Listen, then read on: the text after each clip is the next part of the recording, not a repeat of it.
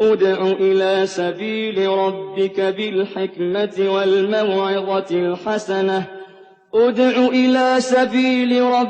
بالحكمة والموعظة الحسنة وجادلهم بالتي هي أحسن إن ربك هو أعلم بمن ضل عن سبيله وهو أعلم بالمهتدين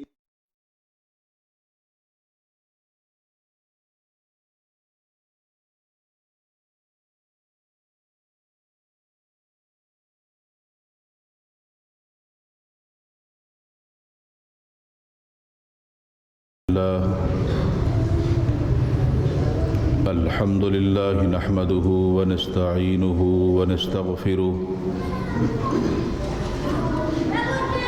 ونعوذ بالله من شرور أنفسنا ومن سيئات أعمالنا من يهده الله فلا مضل له ومن يضلله فلا هادي له وأشهد أن لا إله إلا الله وحده لا شريك له وأشهد أن محمدًا عبده ورسوله أما بعد فإن خير الحديث كتاب الله وخير الهدي هدي محمد صلى الله عليه وسلم وشر الأمور محدثاتها وكل محدثة بدعة وكل بدعة ضلالة وكل ضلالة في النار من يطع الله ورسوله فقد رشد واهتدى ومن يعص الله ورسوله فقد ضل وغوى اللهم صل على محمد وعلى آل محمد كما صليت على إبراهيم وعلى آل إبراهيم إنك حميد مجيد اللهم بارك على محمد وعلى آل محمد كما باركت على إبراهيم وعلى آل إبراهيم إنك حميد مجيد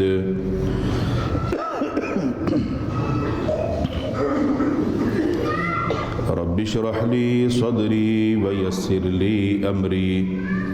واحلل عقدة من لساني يفقه قولي رب زدني علما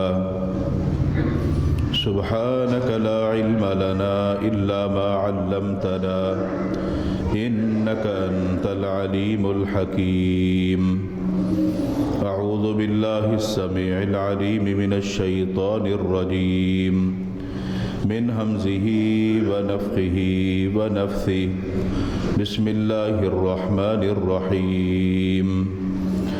إن في ذلك لذكرى لمن كان له قلب أو ألقى السمع وهو شهيد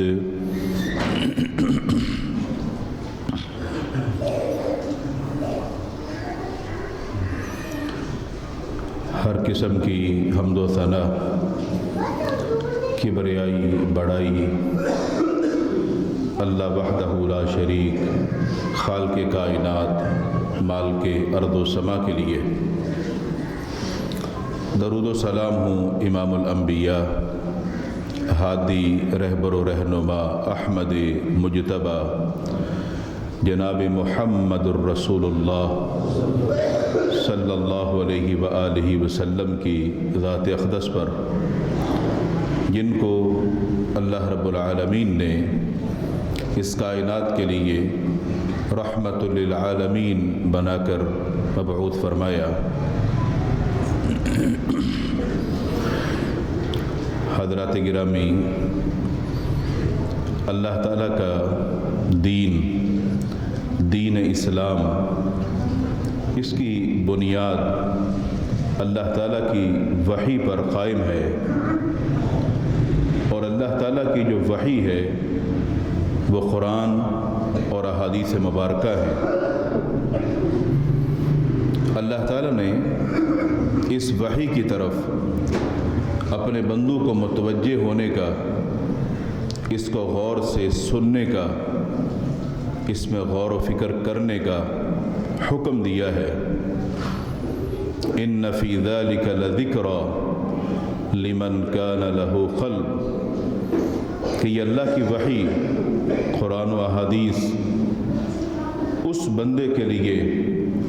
یہ نصیحت سے بھرپور ہیں جو اپنے پہلو میں دل رکھتا ہے،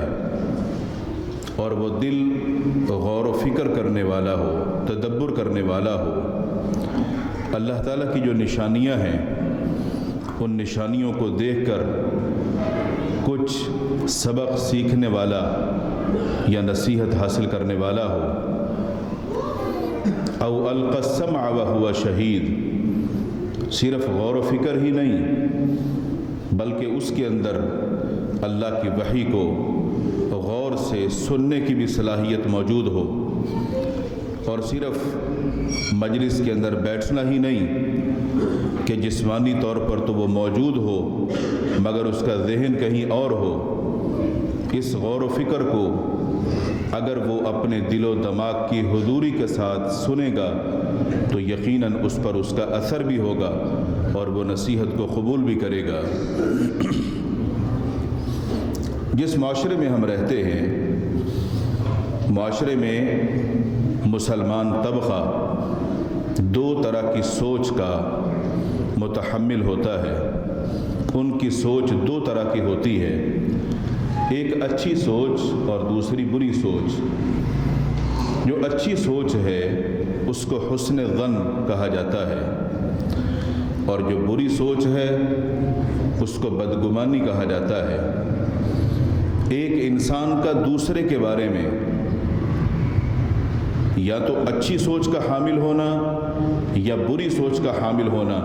ضروری ہوتا ہے۔ جیسے انسانوں کے بارے میں لوگوں کی سوچ مختلف ہوتی ہے،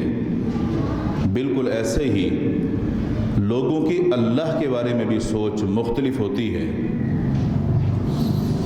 مسلمانوں میں بعض لوگ ایسے ہیں کہ جو اللہ تعالیٰ کو اپنا رب ماننے کے بعد، اس پر کامل ایمان لانے کے بعد اللہ تعالیٰ سے سچی محبت کرتے ہیں، اللہ کی ہر بات کو مانتے ہیں، دل و جان سے اس کو قبول کرتے ہیں، اور اللہ تعالیٰ کے بارے میں حسن ظن رکھتے ہیں، اچھی سوچ رکھتے ہیں۔ کہیں بھی کوئی نقصان ہو، کہیں بھی کوئی حادثہ ہو، ان کی زبان پر کبھی بھی اللہ کا شکوہ نہیں ہوتا، ان کی زبان پر اللہ کا شکر ہی ہوتا ہے۔ اور یہ جو لوگ ہیں اللہ کے بارے میں اچھی سوچ رکھنے والے، یہ صحیح ایماندار لوگ ہیں کہ جو اللہ کی بات کو مان کر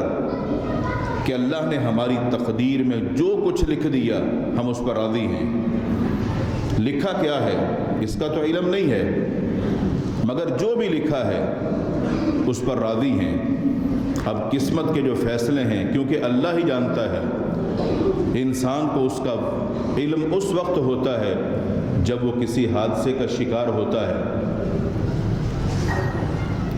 اسی طرح کچھ لوگ ایسے بھی ہیں جن کا اللہ تعالیٰ کے بارے میں گمان اچھا نہیں ہوتا، ان کے زبانوں پر بھی اللہ کا شکوہ ہوتا ہے اور وہ اس کا اظہار بھی کرتے ہیں۔ ان کے دلوں کے اندر بھی اللہ کی محبت نہیں ہوتی، بلکہ ان کے دلوں کے اندر بھی شکوک و شبہات پائے جاتے ہیں۔ کہنے کو تو وہ لوگ مسلمان ہی ہوتے ہیں، بظاہر وہ اللہ ہی کو مانتے ہوئے نظر آتے ہیں، مگر ان کی زبانوں پر جو اللہ کے لیے شکوہ ہوتا ہے، اپنے دل کے اندر جو ایک نفرت یا شکوک و شبہات ہوتے ہیں، اس کا وہ وقتاً فوقتاً اظہار کرتے رہتے ہیں۔ عام طور پر ہوتا یہ ہے کہ امت مسلمہ جب بھی کسی مصیبت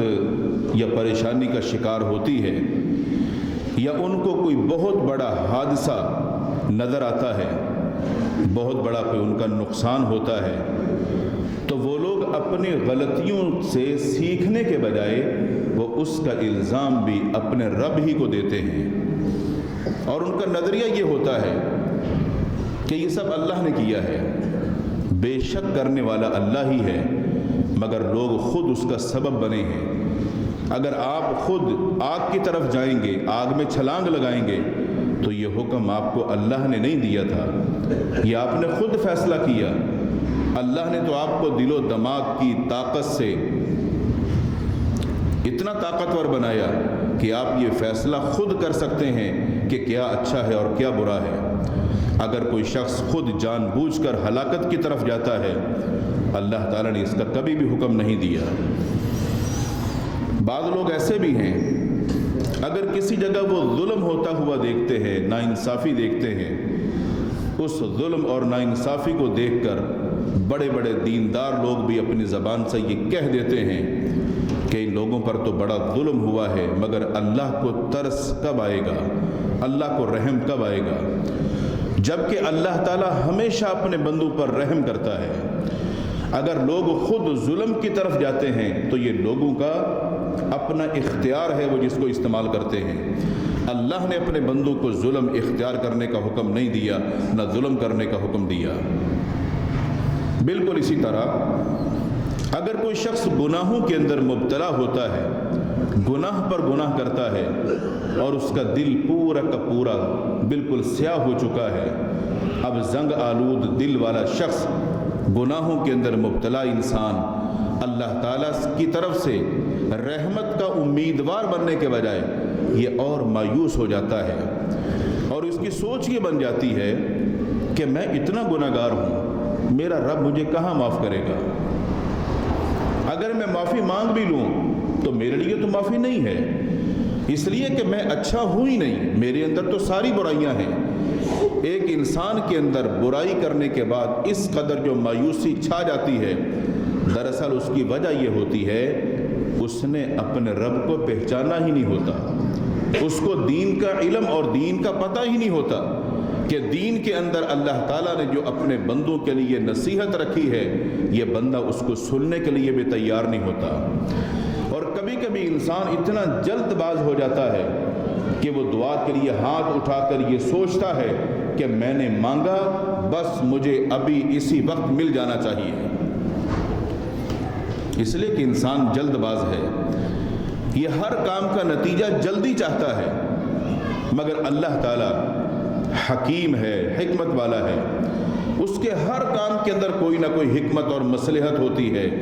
اور اس کے ہر فیصلے کے اندر اس کے بندوں کے فائدے ہی فائدے ہوتے ہیں۔ تو ضرورت ہے اپنے رب کے بارے میں اچھا گمان رکھنا، اور اپنے دل و جان کو حاضر رکھ کر جو وعد و نصیحت ہو اس پر غور و فکر کیا جائے کہ اللہ نے اس واقعے میں یا اس بات میں یا اس آیت میں یا اس حدیث میں ہمیں نصیحت کیا کی ہے۔ جہاں تک تعلق انسان کی جلد بازی کا ہے تو یہ بات یاد رہے، انسان جب بھی اللہ سے مانگتا ہے، دعا کرتا ہے، اللہ تعالیٰ ہر انسان کی دعا کو سنتا ہے، وہ دعا کرنے والا مسلمان ہو یا وہ دعا کرنے والا کافر ہو، کافر بھی اللہ ہی کو پکارتے ہیں۔ یہ جو انسان کے علاوہ حیوانات ہیں، جانور ہیں، یہ بھی اللہ ہی کو پکارتے ہیں، اسی کی حمد و ثنا بیان کرتے ہیں، تو وہ سنتا تو سب کی ہے اور اس سے کسی کو انکار نہیں ہے۔ جہاں تک تعلق قبولیت کا ہے، دیکھیں قبولیت کے لیے کچھ شرائط ہیں کہ جس کی وہ دعا قبول فرماتا ہے، اور اس کے لیے بھی اس کی جو حکمت ہے اس کو جاننا ضروری ہے۔ ایک بندہ دعا کرتا ہے اور اس کے لیے وہ چاہتا ہے کہ میری دعا فوراً قبول کر لی جائے، اور وہ دعا جو فوراً قبول کر لی جاتی ہے یہ اس کی پہلی قسم ہے، یعجل لہا، ادھر اس نے دعا کی ادھر اس کی دعا پوری ہو گئی۔ اب یہ جو پہلی قسم کے لوگ ہیں جن کی دعا فوراً قبول ہوتی ہے، یہ مانگنے والا اگر مال مانگتا ہے اس کو مال مل جاتا ہے، یہ مانگنے والا اولاد مانگتا ہے اس کو اولاد مل جاتی ہے، جو اس نے مانگا اللہ نے فوراً اس کی دعا قبول کر لی اور اس کی مراد کو پورا کر دیا۔ اور دوسری قسم کے جو لوگ ہیں، یدفع عنہ مکروہا، اللہ تعالیٰ اس بندے کی دعا کو سن کر اس کو وہ تو نہیں دیتا جو اس نے مانگا تھا، مگر اس کی جو دعا تھی اس کے بدلے میں اس بندے کی طرف کوئی ایک مصیبت یا اس کا کوئی حادثہ ہونے والا تھا یا اس کو کسی فتنے کے اندر مبتلا کیا جا رہا تھا، اللہ تعالیٰ اس دعا کی برکت سے یا اس کی وجہ سے وہ آنے والی جو ایک مصیبت یا حادثہ یا کوئی تکلیف یا کوئی آفت تھی اس کو روک دیتا ہے اور اس کو ٹال دیتا ہے۔ انسان کیا سمجھتا ہے؟ انسان یہ سمجھتا ہے کہ میں نے مانگا مجھے تو ملا ہی نہیں۔ اللہ رب العالمین نے اس کی دعا کو سنا، جو اس نے مانگا تھا اللہ نے وہ نہیں دیا، اس لیے کہ اللہ بہتر جانتا ہے کہ یہ جو مانگ رہا ہے ابھی اس وقت یہ اس کو دینا چاہیے کہ نہیں، اور اس کی طرف یہ جو ایک مصیبت یا حادثہ آ رہا ہے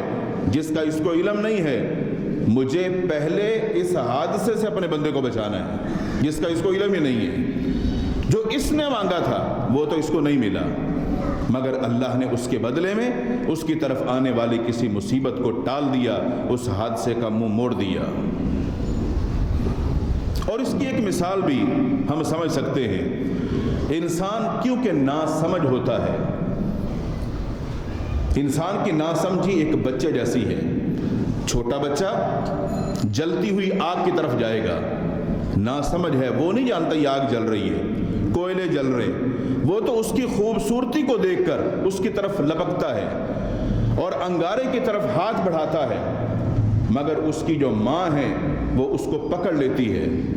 اس لیے کہ ماں اس سے محبت کرتی ہے اور وہ یہ جانتی ہے کہ یہ میرا بچہ جو ہاتھ بڑھا رہا ہے یہ جل جائے گا، اس کا نقصان ہو جائے گا۔ اپنے بچے کو وہاں سے روکتی ہے اور اس کے بدلے میں اس کے دل کو بہلانے کے لیے کوئی اور اس کو کھلونا یا کوئی چیز دے دیتی ہے تاکہ اس کا ذہن اس سے ہٹ جائے۔ تو یہ انسان اگر اس مثال پر تھوڑا سا غور کرے کہ اس کو اس کا بدلہ تو مل گیا، اس کا دل تو بہلا دیا گیا، مگر اس کو نقصان سے بچا لیا گیا۔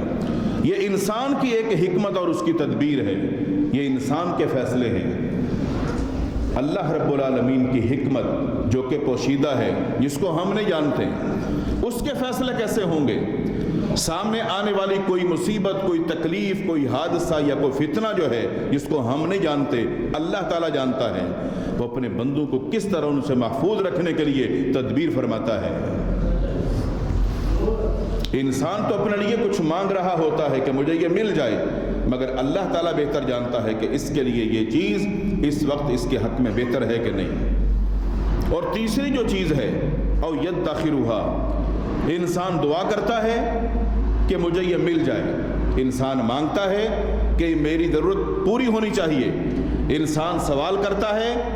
کہ مجھے اسی وقت یہ چیز چاہیے اور میں یہ لے کر رہوں گا، مگر اس کے لیے فیصلہ اللہ کی طرف سے یہ نہیں ہوا ہوتا کہ اس کو یہ ملے گی۔ او یدخرھا، اللہ تعالیٰ کیا کرتا ہے؟ اس کے لیے اس دعا کو ذخیرہ کر دیتا ہے۔ ذخیرہ کیا ہے؟ ذخیرے کا تعلق ہے آخرت کے ساتھ۔ اس نے دنیا میں دعائیں مانگی لیکن اللہ نے اس کو وہ چیز نہیں دی، اس نے جو سوال کیا اللہ نے اس کو نہیں دیا، اس کی اس دعا کو اللہ تعالیٰ نے ذخیرہ کر دیا، سنبھال کے رکھ دیا۔ اب قیامت کے دن جب فیصلے کا وقت ہوگا، انسانوں کی نیکیاں اور ان کے گناہ جب تل رہے ہوں گے، اس وقت انسان کی نیکیاں اگر کم پڑ رہی ہوں گی تو وہاں پر یہ والی جو دعائیں اس نے مانگی تھی دنیا کے اندر، وہ جو ذخیرہ کی ہوئی تھی، اللہ تعالیٰ ان کو اس بندے کے سامنے کر دے گا۔ میرے بندے، تو نے فلاں وقت مجھ سے یہ مانگا تھا لیکن میں نے تجھے نہیں دیا، اس لیے کہ تو یہ سمجھتا تھا کہ میرے لیے ضروری ہے، مگر یہ تیرے لیے اتنی ضروری نہیں تھی۔ تجھے ضرورت پڑنی تھی یہاں آخرت کے فیصلے اور میدان کے اندر، جہاں تجھے ضرورت زیادہ تھی میں نے تیری اس دعا کو یہاں کے لیے ذخیرہ کر دیا تھا، اور آج میں تجھے اس کا بدلہ نیکیوں کی صورت میں دوں گا اور تجھے اس کے بدلے میں اتنی ساری نیکی عطا کی جائیں گی۔ تو کتنی ساری دعائیں ہوں گی انسان کے لیے ذخیرہ کر دی جائیں گی، اور اس کا بدلہ اس کو آخرت میں نیکیوں کے ذریعے سے ملے گا۔ جو انسان اپنے آپ کو محسوس کر رہا تھا کہ میرے گناہ زیادہ ہو گئے ہیں، شاید مجھے جہنم کی طرف دھکیل دیا جائے گا، مگر اللہ رب العالمین جو فیصلہ فرمائے گا، اس کی دعائیں جو ذخیرہ ہو چکی ہوں گی نیکیوں کے اندر تبدیل کر کے اس بندے کے میزان حسنات کے اندر ڈال دی جائیں گی۔ تو یہ فیصلے کس کے ہوں گے؟ اللہ تعالیٰ کے۔ مگر انسان کیا کرتا ہے؟ انسان یہ سمجھتا ہے میں نے مانگا مجھے نہیں ملا، مایوس ہوتا ہے، پھر یہ سمجھتا ہے کہ میرا رب میری سنتا ہی نہیں ہے،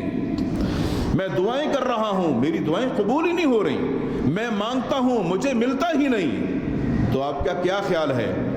عقل، شعور، دانائی، فہم و فراست اور بصیرت ہمارے پاس ہے یا سب سے بڑھ کر ہمارے مالک کے پاس ہے؟ ہمارے مالک کے پاس ہے۔ یہ سب کچھ اس مالک نے ہمیں دیا ہے، مگر تھوڑا تھوڑا، جتنی ہماری ضرورت تھی، مگر اس کی حکمتوں کو اور مصلحتوں کو ہم نہیں سمجھ سکتے۔ اللہ تعالیٰ کی طرف سے مایوسی نہیں، بلکہ اس کے ساتھ دل و جان سے محبت کرنی چاہیے، اس لیے کہ ہمارے حق میں وہ بہتر جانتا ہے کہ کیا کیا جائے گا۔ اور یہ بات یاد رہے، اللہ تعالیٰ اپنے بندوں کا نہ دشمن ہے اور نہ ہی اپنے بندوں سے وہ دشمنی چاہتا ہے۔ اپنے بندوں سے وہ محبت فرماتا ہے اور اپنے بندوں کو بھی اپنے ساتھ محبت کی دعوت دیتا ہے، اور اپنے بندوں سے اس عمل کو چاہتا ہے جو اس بندے کو اللہ کی محبت کے قریب کر دے یا محبت کے درجات پر فائز کر دے۔ اور جو اللہ سے اچھی امید رکھے گا، آپ یقین جانیے کہ انسان ایک امید کے ذریعے سے کس درجے پر فائز ہوگا آپ سوچ ہی نہیں سکتے ہیں۔ اگر ہم اپنے رب سے اچھی امیدیں وابستہ کر لیں،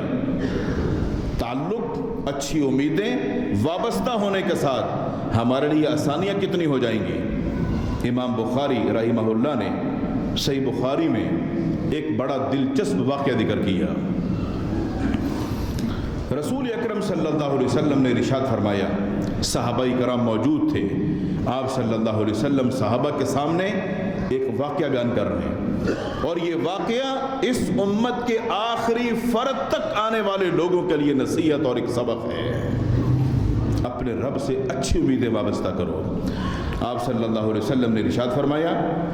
گزشتہ دور میں یعنی پچھلی امتوں کے اندر جو لوگ گزرے ہیں، فرمایا ان میں ایک آدمی تھا جو بڑا مالدار تھا، صاحب حیثیت تھا، صاحب استطاعت تھا، مال و دولت اللہ نے اس کو بڑی دی ہوئی تھی۔ جب لوگ اس کے پاس آتے اور آ کر اس سے قرض مانگتے کہ میں پریشان ہوں، مجھے اتنے پیسے چاہیے، میں آپ کو اتنے وقت کے بعد واپس سے لوٹا دوں گا، تو وہ فوراً اس بندے کو پریشان دیکھ کر اس کی مدد کرتا اور اس کو قرض دے دیتا کہ ٹھیک ہے، اپنی ضرورت پوری کر لو، اور جو تم نے کہا کہ اس وقت تک واپس کر دوں گا، ٹھیک ہے مجھے واپس کر دینا۔ مگر وہ وقت جب آ جاتا کہ اس قرض لیے ہوئے شخص نے رقم واپس کرنی ہے، مگر ابھی تک اس کے پاس رقم کا بندوبست نہیں ہوا، وہ پھر اس مالدار کے پاس آتا ہے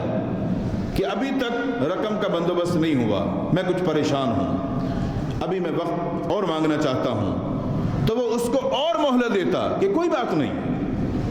میں تمہیں اور وقت دیتا ہوں، تم اپنی ضرورت کو پورا کر لو، آسانی کے ساتھ ادا کر دینا۔ اس کی تنگ دستی کی وجہ سے پھر وہ وقت بھی آ جاتا ہے کہ جب وہ شخص پھر آ کر اس سے کہتا ہے کہ میں نے بہت کوشش کی لیکن ابھی تک میرے پاس اتنی رقم نہیں ہوئی کہ میں آپ کو واپس کر دوں، تو یا تو مجھے آپ مہلت دے دیں یا پھر جیسے آپ بہتر کریں۔ رسول اکرم صلی اللہ علیہ وسلم نے ارشاد فرمایا کہ یا تو وہ اس کو اور مہلت دے دیتا یا پھر اس سے کہتا کہ میں نے تجھے معاف کر دیا، میں نے تجھے چھوڑ دیا اللہ کی رضا کے لیے، میں تم پر کوئی سختی نہیں کرتا، تم ضرورت مند تھے اور تم نے بھرپور کوشش کی کہ جو قرض مجھ پر ہے میں اس کو ادا کروں گا، مگر تم اس قابل نہیں ہو سکے، میں تمہیں اللہ کے لیے معاف کرتا ہوں۔ رسول اکرم صلی اللہ علیہ وسلم نے ارشاد فرمایا کہ جن لوگوں کو وہ مہلت دیا کرتا تھا ان کے لیے ایک اور آسانی بھی کیا کرتا تھا. جیسے رقم زیادہ ہے، اب اس شخص کے پاس ایک قدم اتنی رقم ادا کرنے کے لیے موجود نہیں ہے تو وہ اس کو یہ بھی مہلت دیتا کہ اگر ایک دم تم اتنی رقم واپس نہیں کر سکتے تو کوئی بات نہیں، میں تمہیں اور آسانی دیتا ہوں کہ تھوڑی تھوڑی کر کے تم ادا کر دو، میں تمہارے اوپر کوئی سختی نہیں کروں گا. رسول اکرم صلی اللہ علیہ وسلم نے ارشاد فرمایا کہ وہ مالدار شخص جو لوگوں کی تنگ دستی اور مصیبت کے اندر اپنے مالدار ہونے کی وجہ سے ان کے کام آتا تھا، ان کے لیے آسانیاں پیدا کرتا تھا، ان کو قرض دیتا تھا، پھر ان کو مہلت دیتا تھا، پھر اور مہلت دیتا تھا، آخر وہ لوگوں کو معاف بھی کر دیتا تھا، صرف اس لیے کہ اس کو اس اچھائی کی جو امید تھی وہ اپنے رب سے تھی کہ میرے پاس مال ہے، میرے پاس دولت ہے، یہ سب کچھ میرے رب نے مجھے دیا ہے. جس طرح لوگ تنگ دست ہیں، لوگ پریشان ہیں، اگر میں بھی اسی طرح ہوتا تو میں اللہ کا کیا بگاڑ سکتا؟ کچھ بھی نہیں. یہ سب کچھ میرے رب نے دیا ہے، اگر میرے ذریعے سے کسی تنگ دست کی پریشانی کم ہو سکتی ہے تو یہ اللہ نے مجھے اس کے لیے ایک سہارا بنا دیا، تو میں تو لوگوں کے کام آ رہا ہوں. فرمایا اسی طرح اس شخص کی زندگی گزری، اور پھر جب اس کا انتقال ہوا، موت کے بعد اللہ کے حضور جب وہ حاضر ہوا، اس سے پوچھا بندے تو نے اپنی آخرت کے لیے کیا کیا؟ تو نے دنیا میں جتنی زندگی گزاری بتا تو نے آخرت کے لیے کیا تیاری کی؟ اس نے کہا کہ میں بہت زیادہ نیکیوں کے انبار تو نہیں لے کے آ سکا، مگر ایک بات ضرور ہے کہ میں ایک عمل کرتا رہا جس پر میں آخری وقت تک پابند رہا، اور وہ یہ تھا کہ اللہ کی طرف سے دیا ہوا جو میرے پاس مال تھا، تنگ دست لوگ میرے پاس آ کر قرض کا سوال کرتے، میں ان کی تنگ دستی کو ختم کرنے کے لیے ان کو قرض دیتا، مجھ سے وہ مہلت مانگتے میں ان کو مہلت دیتا، مجھ سے وہ آسانی کا مطالبہ کرتے میں ان کے لیے آسانی پیدا کر دیتا. یہ میرے ہاتھ میں تھا، یہ میرے اختیار میں تھا، اور یہ جو تھا میں کرتا رہا. رسول اکرم صلی اللہ علیہ وسلم نے ارشاد فرمایا، اللہ تعالیٰ نے اپنے اس بندے کا جب یہ جواب سنا تو ارشاد فرمایا کہ تو نے میرے بندوں کے لیے آسانیاں پیدا کی، تو آج میں تیرے لیے آسانی پیدا کرتا ہوں کہ میں تجھ سے تیرے گناہوں کا کوئی حساب نہیں لوں گا، بلکہ تجھے میری طرف سے بدلے میں میری جنت ملے گی، اور اس شخص کو معاف کر دیا جاتا ہے. اللہ تعالیٰ سے اچھی امید رکھنا اور اللہ تعالیٰ کی رضا کی خاطر اگر کوئی شخص عمل کرتا ہے اور نیکی کرتا ہے کہ اس کا بدلہ اور معاوضہ میرا رب دے گا، میری آخرت اچھی کر دے گا، یہ اچھی جو امید ہے یہ اللہ تعالیٰ کے ساتھ محبت کی دلیل ہے. سوچئے اس کے مقابلے میں اگر ایک شخص مایوسی کی زندگی بسر کر رہا ہے، جس کو اللہ تعالیٰ سے توقع نہیں ہے، اللہ کے دیے ہوئے پر وہ خوش نہیں ہے، اس کی زندگی اور اس شخص کی زندگی، ان دونوں میں کتنا فرق ہے. قرآن مجید فرقان حمید اعلان کرتا ہے، فما ظنکم برب العالمین، فما ظنکم برب العالمین،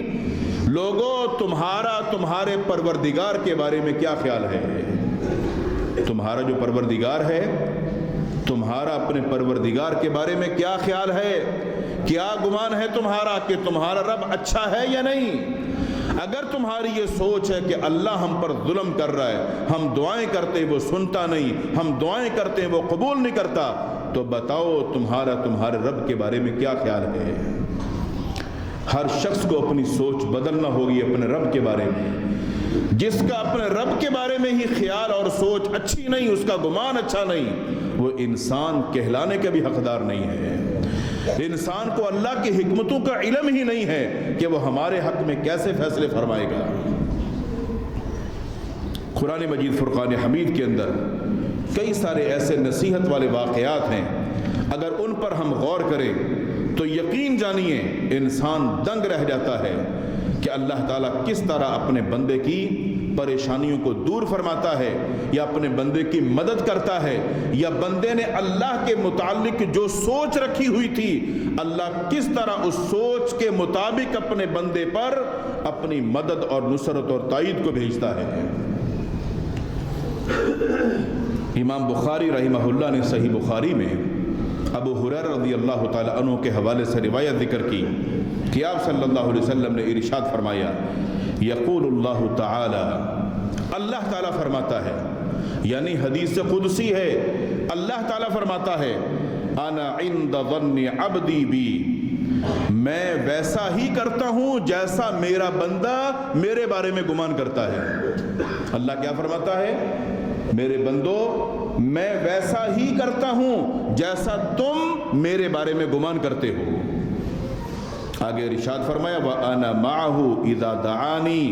جب میرا بندہ مجھے پکارتا ہے تو میں اس کے ساتھ ہوتا ہوں، اس کو اکیلا نہیں چھوڑتا ہوں۔ اس کو مدد چاہیے ہوتی ہے تو میری مدد اس تک پہنچتی ہے، میرا بندہ اپنے آپ کو تنہا اور اکیلا نہ سمجھے۔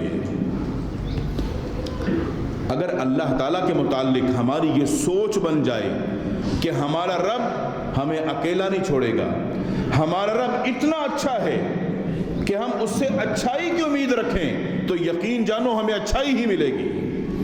آئیے چند واقعات کی طرف ان پر نظر ڈالتے ہیں۔ رسول اکرم صلی اللہ علیہ وسلم ہجرت کے لیے روانہ ہوئے۔ ابو بکر صدیق رضی اللہ تعالی عنہ آپ کے سفر میں آپ کے ساتھی تھے۔ کفار تعاقب میں آپ کے پیچھے ہیں۔ آپ صلی اللہ علیہ وسلم نے ایک غار میں پناہ لی۔ ابو بکر صدیق رضی اللہ تعالی عنہ اور آپ صلی اللہ علیہ وسلم ایک غار کے اندر ہیں۔ کفاروں نے اس جگہ کو محاصرے میں لے لیا اور وہ تعاقب میں تھے، ان کو پکڑ لیا جائے۔ اس خطرے کی بھنک پڑی۔ ابو بکر صدیق رضی اللہ عنہ اللہ کے نبی صلی اللہ علیہ وسلم سے کہتے ہیں کہ وہ تو ہمارے پیچھے پہنچ چکے۔ رسول اکرم صلی اللہ علیہ وسلم نے کیا ارشاد فرمایا؟ پریشانی کے اندر، مصیبت کے اندر، غم کی گھڑی کے اندر، جہاں پر دشمنیوں کا جال بچھا ہوا ہو، اس حالت کے اندر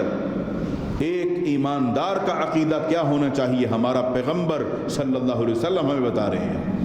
فرمایا، ابو بکر لا تحزن ان اللہ معنا، پریشان ہونے کی ضرورت نہیں ہے، ہمارے ساتھ تو ہمارا رب ہے۔ یہ کئی سارے لوگ جو ہمارے پیچھے ہیں، ان کے ہاتھوں میں اگرچہ ہتھیار ہیں لیکن ہمارے ساتھ ہمارا رب ہے۔ اس کی جو مدد اور تائید اور نصرت ہے، اس کا مقابلہ کون کر سکتا ہے؟ اللہ سے امید کیا ہے کہ اللہ ہمارا مددگار ہے۔ اور پھر اللہ نے مدد فرمائی۔ وہ لوگ غار میں داخل تک نہیں ہو سکے اور اللہ نے ان کو بچایا۔ یہ ہوتی ہے اللہ سے اچھی امید، اور جب اللہ سے امید اچھی ہوگی تو آپ جیسی امید رکھو گے آپ کو ویسا ہی بدلہ ملے گا۔ رسول اکرم صلی اللہ علیہ وسلم دین کی دعوت دیتے ہوئے طائف کی وادی میں داخل ہوئے۔ آپ تھوڑا سا سوچئے، جہاں پر کافر لوگ رہتے ہوں، مشرک لوگوں کا بسیرا ہو، اور وہاں پر ایک دین کی دعوت دینے والا وہاں پہنچے اور جا کر ان سے کہے کہ یہ جتنے بت رکھے ہوئے ہیں یہ کچھ نہیں کر سکتے، صرف ایک اللہ ہی ہمارا خالق و مالک ہے، تو یہ ان لوگوں کے عقیدے پر کتنی سخت قسم کی ضرب ہے۔ ان لوگوں نے کیا کیا؟ اللہ کے نبی صلی اللہ علیہ وسلم کو پتھر مارنا شروع کر دیے۔ رسول اکرم صلی اللہ علیہ وسلم زخمی ہو گئے۔ فرشتہ حاضر ہوا کہ اگر آپ حکم دیں ان دونوں پہاڑیوں کو آپس میں ملا کر ان لوگوں کو پیس کر رکھ دیا جائے۔ آپ نے فرمایا، نہیں، مجھے اللہ سے امید ہے، ان کی آنے والی جو نسلیں ہیں وہ ضرور ایمان سے منور ہوں گی۔ اللہ سے امید کیا تھی؟ ان کی جو آنے والی نسلیں ہیں وہ اہل ایمان ہوں گی، ان کے جو آنے والے لوگ ہیں انشاءاللہ وہ دین پر ثابت قدم ہوں گے۔ اور اللہ سے جو آپ نے امید وابستہ کی، اللہ نے اس امید کو پورا کر دیا کہ ان لوگوں کی آنے والی جو نسلیں ہیں وہی دین کے داعی بن گئے، وہی دین کو ماننے والے بن گئے۔ ہماری بھی جو امیدیں ہیں اللہ سے اچھی امیدیں ہونی چاہیے۔ اللہ تعالیٰ سے نا امیدی نہیں، مایوسی نہیں، اللہ کا شکوہ نہیں، بلکہ اپنی زبانوں پر اللہ کا شکر اور اللہ تعالیٰ پر کامل یقین ہونا چاہیے کہ مدد، تائید اور نصرت یہ صرف اللہ ہی کی طرف سے ہوتی ہے، چاہے وہ کسی کو ذریعہ بنا دے یا غیبی مدد فرما دے۔ جیسا کہ رسول اکرم صلی اللہ علیہ وسلم کے سفر کا واقعہ مشہور ہے کہ صحابہ کرام اور آپ صلی اللہ علیہ وسلم ایک جنگ سے واپس آ رہے تھے، تھکن محسوس ہوئی، فرمایا ٹھیک ہے یہاں رکتے ہیں، کچھ دیر آرام کرتے ہیں۔ تو صحابہ کرام بھی آرام فرمانے لگے، اللہ کے نبی صلی اللہ علیہ وسلم ایک درخت کے نیچے آرام فرمانے کے لیے لیٹ گئے اور اپنی تلوار کو درخت کے ساتھ لٹکا دیا۔ دشمن کہیں تعاقب میں تھا، اس نے موقع غنیمت جانا اور فوراً اللہ کے نبی صلی اللہ علیہ وسلم کے پاس پہنچ گیا، فوراً تلوار اٹھا لی اور آپ صلی اللہ علیہ وسلم پر تلوار کو تانا، کہنے لگا من یمنعک منی، بتاؤ اب تمہیں کون بچائے گا؟ اللہ کے نبی صلی اللہ علیہ وسلم وہاں اکیلے تھے اور وہ تلوار کو پکڑے ہوئے کہہ رہا اب کون بچائے گا؟ آپ نے فرمایا اللہ، بس اللہ کا نام لینا تھا، اس کے ہاتھ سے تلوار گر گئی۔ اللہ کے نبی صلی اللہ علیہ وسلم یہ عقیدہ اپنے اہل ایمان ان لوگوں کو بتلا رہے ہیں جو آپ کے ماننے والے ہیں کہ تمہیں سامنے موت بھی نظر آ رہی ہے مگر تمہیں اپنے رب پر امید ہونی چاہیے کہ ہماری مدد کرنے والا اللہ ہی ہے۔ جب یہ عقیدہ ہوگا تو پھر ہم کہہ سکتے ہیں کہ ہمارے دلوں میں سچی محبت اللہ کی ہے کہ اللہ رب العالمین کبھی بھی ہمیں تنہا نہیں چھوڑتا، مگر ہم ہیں کہ اپنے رب سے دور ہو رہے، تعلق کمزور کر رہے ہیں، مگر ہمارا رب کبھی بھی ہم سے دور نہیں ہے۔ اللہ تعالیٰ سے دعا ہے اللہ تعالیٰ ہم سب کو دین کو سیکھنے، دین کو سمجھنے،